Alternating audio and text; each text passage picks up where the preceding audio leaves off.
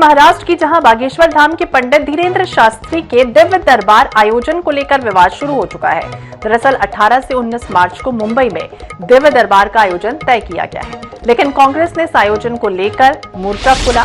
महाराष्ट्र कांग्रेस के अध्यक्ष नाना पटोले ने राज्य सरकार को खत लिखकर आयोजन पर रोक लगाने की मांग की है। उन्होंने कहा कि इस तरह के आयोजन से अंधविश्वास को बढ़ावा मिलता है। चिट्ठी में पटोले ने संत तुकाराम के अपमान का भी हवाला दिया है और ये कहा है कि महाराष्ट्र जैसे प्रगतिशील राज्य में बागेश्वर धाम के इस आयोजन को इजाजत देना जायज नहीं है।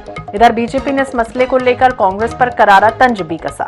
भाजपा नेता राम कदम ने इसे कांग्रेस का चुनावी शगल करार दिया है। उनके मुताबिक चुनाव नजदीक आने के साथ ही कांग्रेस हिंदू धर्म और साधुओं का विरोध शुरू कर देती है। हालांकि पिछले साल जब पंडित धीरेन्द्र शास्त्री ने नागपुर में दिव्य दरबार का आयोजन किया था, तो उस वक्त भी अंधविश्वास उन्मूलन समिति के श्याम मानव ने उन्हें चुनौती दी थी।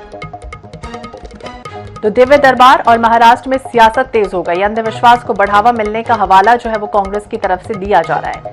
संत तुकाराम के अपमान का भी मामला जो है वो उठाया गया। भाजपा ने बताया कि कांग्रेस ये चुनावी शगल करती है। हर बार जब चुनाव आते हैं उस दौरान इस तरह से हिंदू धर्म के साधुओं का अपमान जो है वो किया जाता है। आपको बता दें 18 से 19 मार्च को मुंबई में दरबार जो है वो आयोजित होने जा रहा है पंडित धीरेन्द्र शास्त्री का, और ऐसे में कांग्रेस अध्यक्ष नाना पटोले ने राज्य सरकार को इस बाबत पत्र लिखा है और ये कहा है कि अंधविश्वास इससे फैलता है, इससे बढ़ावा मिलता है। इस तरह के आयोजन जो है वो नहीं होना चाहिए।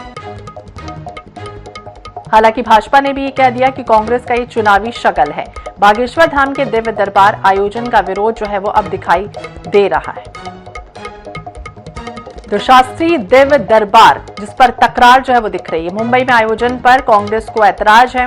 कांग्रेस अध्यक्ष नाना पटोले ने राज्य सरकार को इस बाबत पत्र लिखा है। हालांकि पहला मौका नहीं, अलग अलग जगहों पर भी प्रदेश में जा रहे हैं पंडित धीरेन्द्र शास्त्री और इसी तरह का बड़ा आयोजन दरबार जो है वो लगाते हैं और यहाँ पर ये दावा भी करते हैं कि जो भी उनके दरबार में पहुंचता है उनकी सब मनोकामनाएं पूरी हो जाती हैं। तो बागेश्वर धाम के दिव्य दरबार को लेकर अब इस आयोजन को लेकर कई तरह के सवाल उठ रहे हैं। इसके पहले भी चुनौती जो है वो दी गई थी जब नागपुर में उनका दरबार लगा था।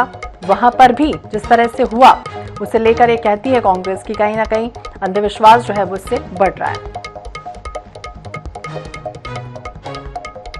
तो संत तुकाराम के अपमान का भी मसला जो है वो उठाया गया है।